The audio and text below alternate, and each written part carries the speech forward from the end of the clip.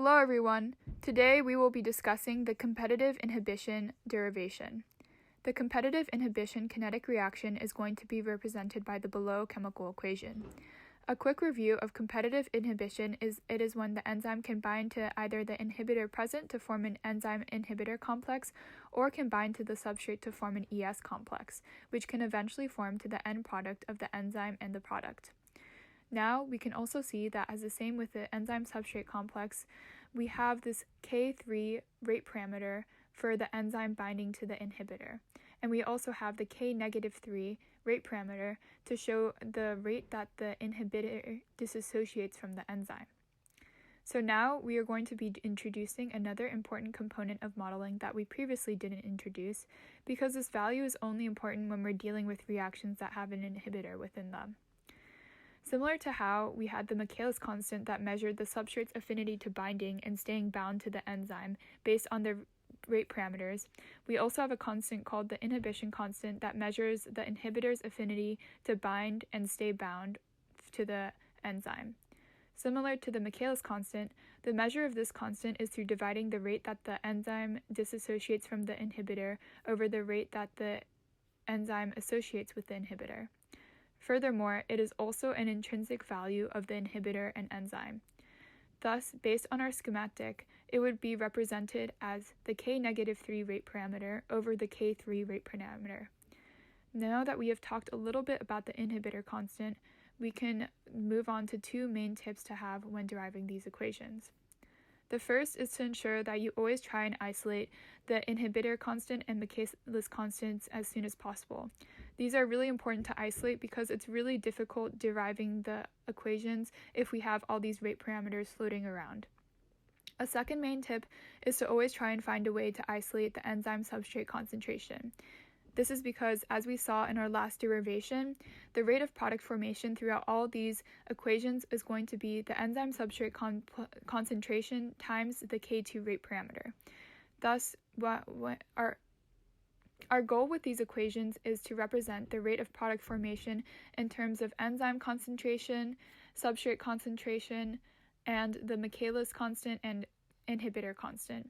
So our goal should be to always try and isolate the enzyme substrate concentration in terms of these four terms. Now we will be switching to the screencast and beginning to derive our competitive inhibition kinetics.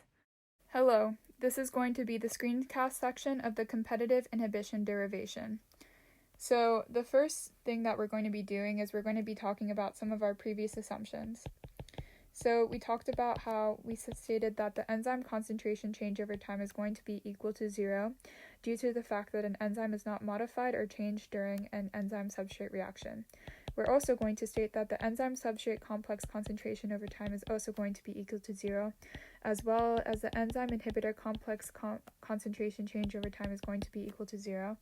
And these two are going to be because of our rapid equilibrium assumption. So now what we're going to be doing is we're going to be using the law of mass action to firstly derive the changes in enzyme substrate complex concentration over time.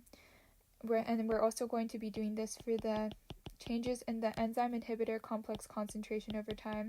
And finally, the changes in product concentration over time.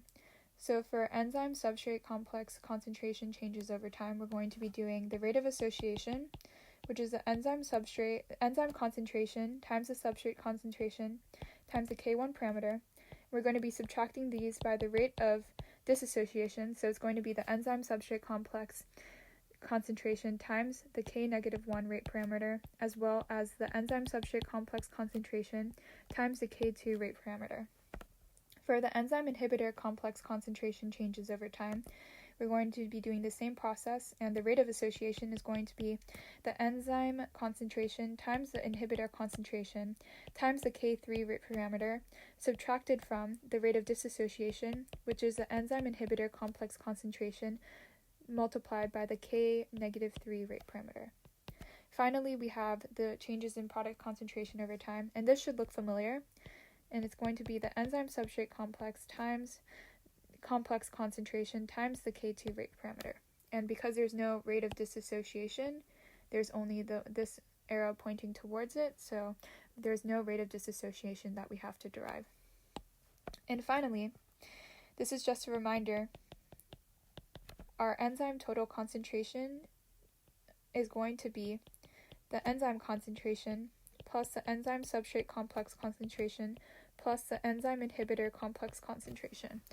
And this is going to be what we're going to be trying to use so that we can plug all these equations back into this equation, and so that we can model the rate of product concentration changes over time in terms of the Ki value, the Km value, substrate concentration, enzyme concentration, and inhibitor concentration. So let's begin this process. So the first thing that we're going to be doing is we're going to be taking our assumption that the enzyme substrate complex concentration over time is going to be equal to 0, which is going to be equal to what we derive from the law of mass action. And so what this means is that the rate of association is going to be equal to the rate of dissociation. And so, as we previously mentioned, we're going to be trying to isolate the enzyme concentration in terms of the enzyme substrate complex, so we can plug it back into this ET, enzyme total concentration equation located right here. So what we're going to be doing is dividing both sides of this equation by the substrate concentration times the K1 rate parameter. And so what this is going to be equal to is we're going to firstly try and isolate this Michaelis constant right here. So this is going to right here be the Michaelis constant.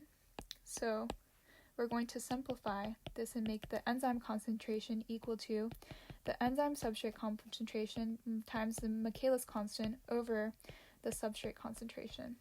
So now we have this first value that we can plug in to the enzyme total concentration. So this was our previous equation, but now that we've found the enzyme concentration in terms of ES, we can now make it